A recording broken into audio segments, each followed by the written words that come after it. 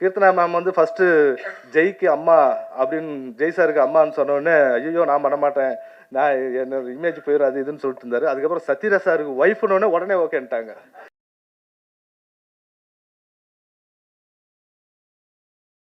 சின்ன திரையின் அழகான கண்ணு, அன்பான பொண்ணு, தமிழ் சினிமாவுக்கு பேபி அண்ட் பேபி மூலமா அறிமுகமாகும் பாப்ரி கோஷ் அவர்களை பேச அழைக்கிறோம். எல்லாருக்கும் வணக்கம். நான் தமிழில் தான் பேசுவேன். ஆனால் புரிஞ்சதுக்கும் கஷ்டமாக இருந்தால் மன்னிச்சிக்கோங்க. என் பேர் பாப்ரி கோஷ். ஆக்சுவலி நான் சன் டிவியில் ஒர்க் பண்ணிட்டு இருந்தேன். விஸ்வாசம்க்கு அடுத்து ரொம்ப நாள் கழித்து திருப்பி மூவிஸ்க்கு வந்ததோ இது ஆக்சுவலி ரொம்ப நல்ல எக்ஸ்பீரியன்ஸாக இருந்துச்சு. என்னென்னா சத்யராஜ் சாருக்கு டாட்டராக பண்ணியிருந்தேன். அவங்கக்கிட்டேருந்து லைக் நிறைய விஷயம் கற்றுக்கிட்டேன். அதில் இன்னைக்கு கூட இன்னொரு விஷயம் கற்றுக்கிட்டேன். என்னன்னா பங்க்சுவாலிட்டி. எல்லாருக்கும் ரொம்ப நன்றி. அண்ட் கீர்த்தனா மேம் அவங்க லைக் லிட்ரலி லைக் பார்ட்னர் இந்த க்ரைம் மாதிரி டோட்டல் டைம் நம்ம ரெண்டு பேரும் மீதி எல்லாருமே என்ன பண்ணுறாங்க நமக்கு தெரியாது. நம்ம பாட்டுக்கு 2 ஷாட் மாதிரி நடிச்சுட்டு போயிட்டே இருக்கலாம், அப்படி தான் இருந்தோம். பிரதாப் சாருக்கு ரொம்ப நன்றி. டைரக்டர் பிரதாப் சாருக்கு இந்த வாய்ப்பு கொடுக்குறதுக்கும் எல்லாருக்கும் ரொம்ப ரொம்ப நன்றி. இது வரைக்கும் என்னோட பேச்சு கேட்கறதுக்கும் ரொம்ப நன்றி. தங்குதுரையை இப்போது பேச அழைக்கிறோம்.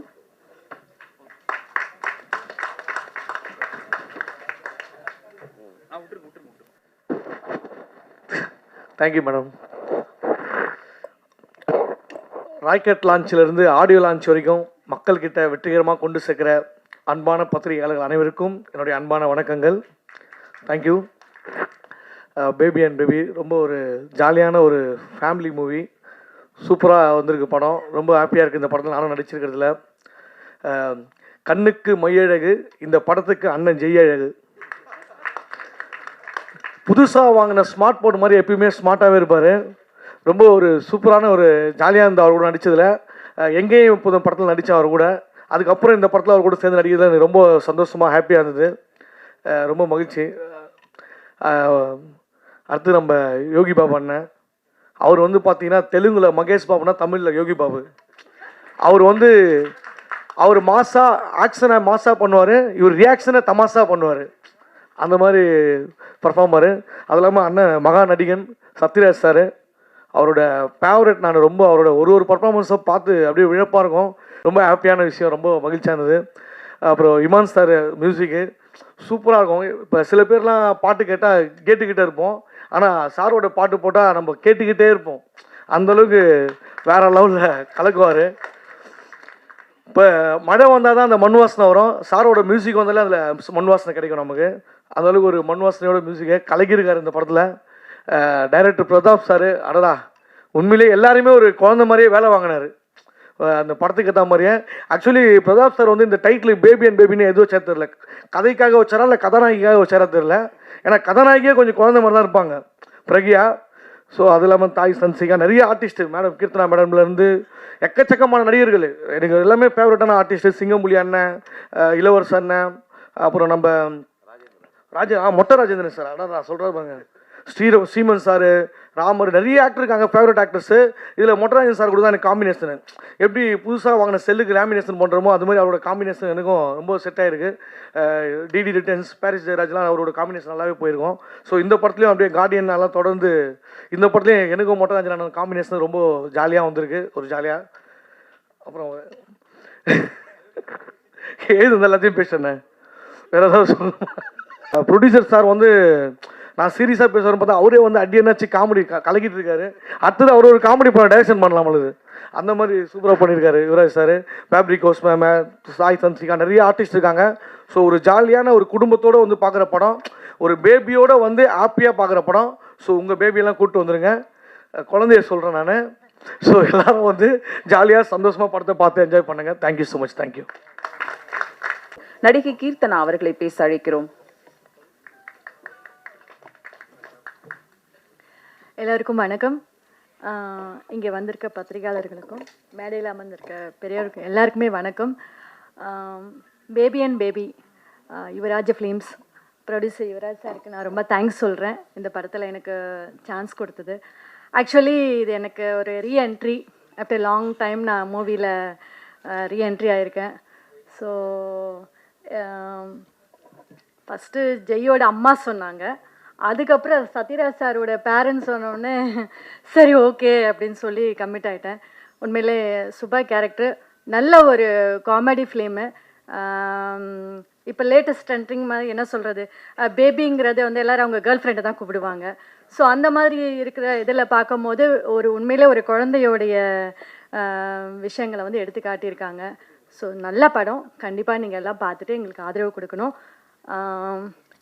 பிரதாப் சாருக்கு தேங்க்ஸ் சொல்கிறேன், என்னை அழகாக காமிச்ச கேமராமேனுக்கு தேங்க்ஸ் சொல்கிறேன். இந்த டீம் எல்லாமே நல்ல கோஆப்ரேட் பண்ணாங்க, சப்போர்ட் பண்ணாங்க. So very happy. இந்த படம் நல்லபடியாக வெற்றி அடையிறதுக்கு இறைவனை பிரார்த்திக்கிறேன். நன்றி, வணக்கம். இசை வள்ளல் டி இமான் அவர்களை பேச அழைக்கிறோம்.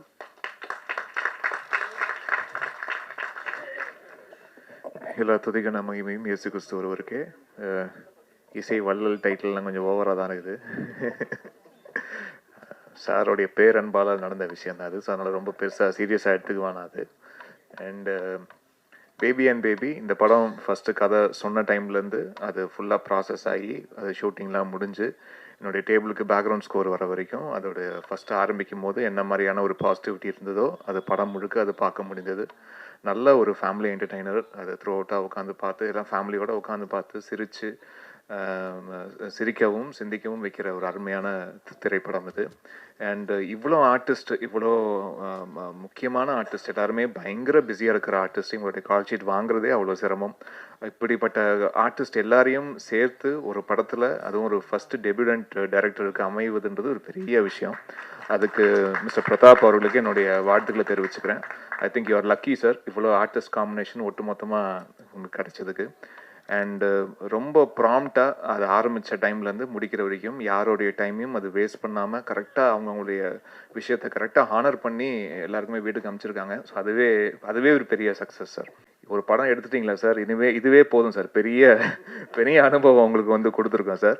ஸோ யார் என்னென்ன, யார் நல்லவன் மாதிரி இருக்கிற நல்லவன், யார் உண்மையிலேயே கெட்டவன், இது எல்லாமே வந்து நீங்கள் வந்து தெரிஞ்சிருப்பீங்க சார் ஒரு படத்தின் மூலயமா. ஸோ இது உங்களுக்கு நிறைய அனுபவங்கள், வாழ்க்கை அனுபவங்களை வந்து உங்களுக்கு கொடுத்துருக்கோம். ஸோ அடுத்தடுத்த திரைப்படங்களில் நீங்கள் இன்னும் அது கவனத்தோடு செய்யக்கூடிய நிறைய பாடங்கள் இந்த படம் உங்களுக்கு வந்து போதுமான அளவு கொடுத்துருக்கோன்னு நான் நம்புகிறேன்.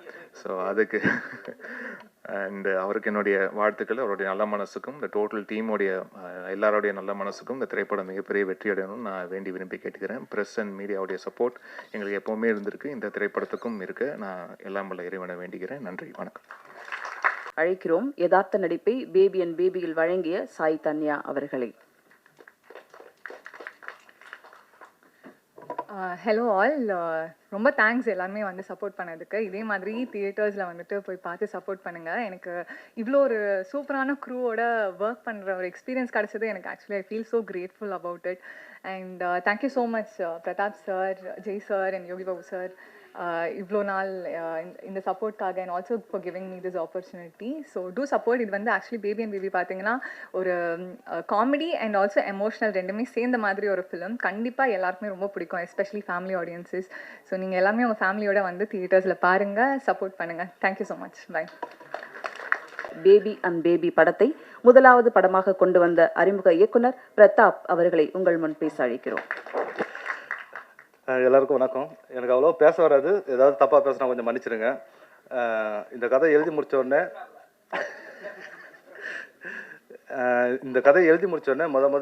நண்பன் யோகி பாபு சார் தான் போய் பார்த்தோன்னே அவர் கதை கேட்டார், ரொம்ப பிடிச்சிச்சு, பண்ணலாம் அப்படின்ட்டாரு. அதில் தான் எனக்கு ஸ்டார்ட் ஆச்சு.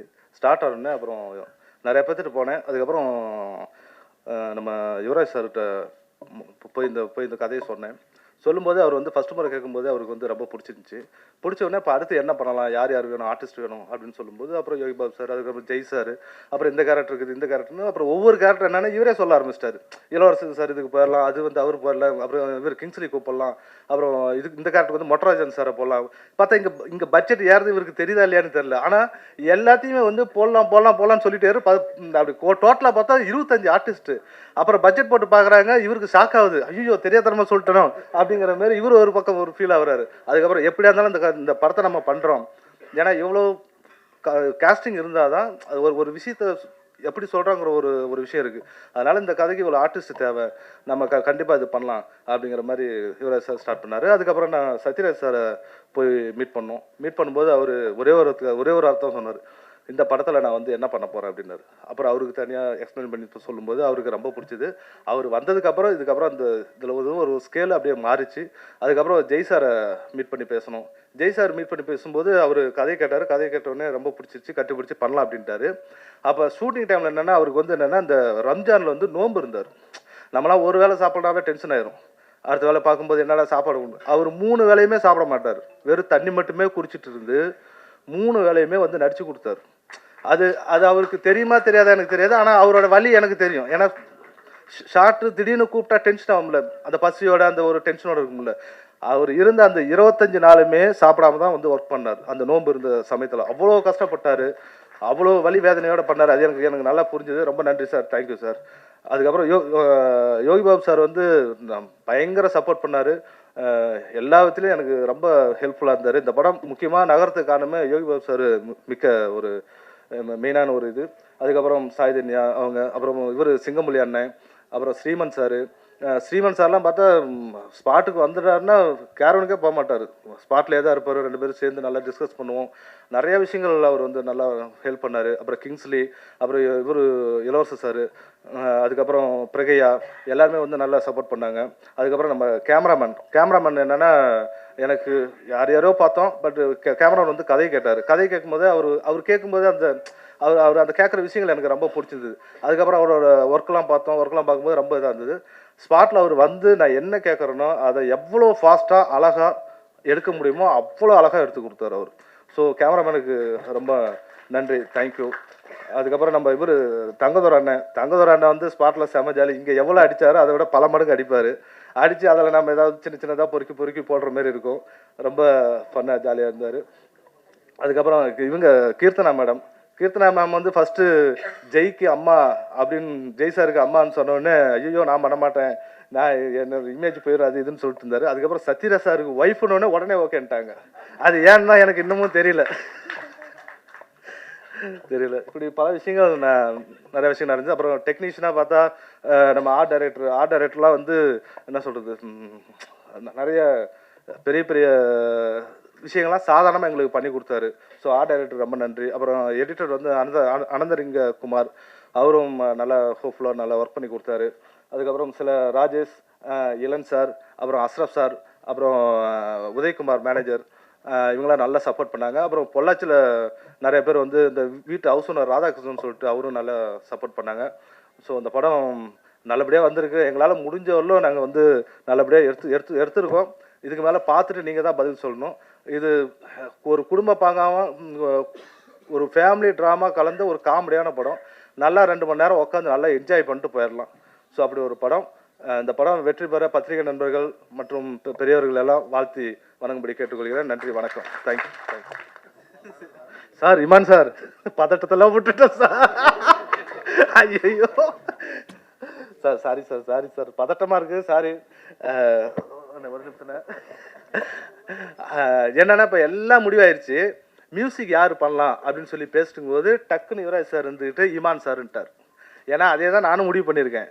என்னென்னா நான் சில விஷயங்கள் யோசிப்போம்ல, ஃபஸ்ட்டு படம் நமக்கு இமான் சார் கிடைக்க மாட்டாருன்னு. டக்குன்னு யுவராஜ் சார் எடுத்தோடனே இமான் சார்ன்ட்டார். காம்போ நல்லா ஒத்து வருது, ஃபஸ்ட்டு இமான் சாருக்கு போகணும்னு சொல்லிட்டு இமான் சார் போய் கதை சொன்னோடனே அப்படியா சரி நான் நாளைக்கு சொல்கிறேன் அப்படின்னாரு. நாளைக்கு சொல்கிறாரா, எனக்கு வேறு பயம், ஒரு மாதிரி பீதி ஆகிட்டே இருந்துச்சு. இப்போ இவர் இல்லைன்னா இந்த ப்ராஜெக்ட் அப்படியே கொஞ்சம் ஸ்லோவாக வர மாதிரி ஃபீல் ஆகுமேன்னு சொல்லிட்டு பதட்டத்துலேயே இவங்க சாரோட ஆஃபீஸ் வந்து 2nd ஃப்ளோரு. அப்படி கீழே இறங்கி வர எனக்கு ஃபோன் அடிக்கிறாங்க, இமான் சார் ஒத்துக்கிட்டாரு அப்படின்னு. நாளைக்கு சொல்கிறேன்னு உடனே ஒத்துக்கிட்டாரு. சார் ரொம்ப நன்றி சார். அதுக்கப்புறம் அந்த படத்தோட சின்ன சுச்சுவேஷன் தான் சொல்லுவேன். சொல்லிவிட்டு அவர்கிட்ட போய் சார் இந்த மாதிரி வேணும், அந்த பாட்டு அம்மா பாட்டு இப்படி வேணும், இந்த மாதிரி சுச்சுவேஷன் தான் சொல்லுவேன். வாங்க 2 நாள் கழித்து வாங்கன்னு சொல்லுவார். அதில் எந்த ஒரு கரெக்ஷனுமே இல்லாமல் அழகாக பண்ணி வச்சுருவார். சார் ரொம்ப நன்றி சார். இந்த 4 பாடல்களும் நீங்கள் இது கேட்டவுடனே பிடிக்கும். இன்னும் உங்களுக்கு கேட்க இந்த பாட்டெலாம் உங்களுக்கு ரொம்ப பிடிக்கும். ரொம்ப நன்றி சார் இமான் சார், ரொம்ப நன்றி சார். Thank you sir.